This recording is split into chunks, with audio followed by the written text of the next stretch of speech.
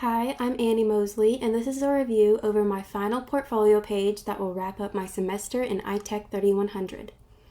In this course, I believe to have grown in technological experience and knowledge, as well as taken advantage of this time to try out new technologies that will better help future learning in our ever-growing classrooms.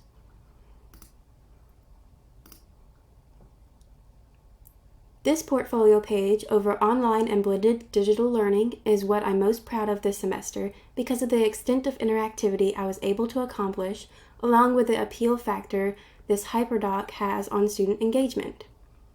What I learned while completing this page was that digital learning and lesson planning isn't as hard as you would expect if you utilize the mass amounts of technology tools and softwares provided to us.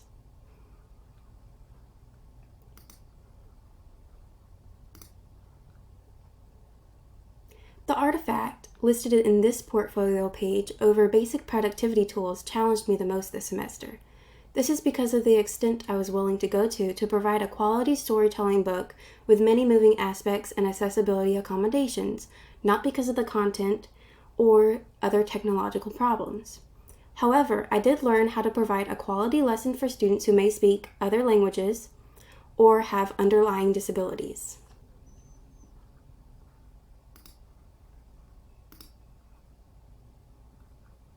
The best lesson idea I designed this semester that I'm most likely to use in my future classrooms is my lesson over 4th grade visual art, utilizing Padlet for artistry critiquing.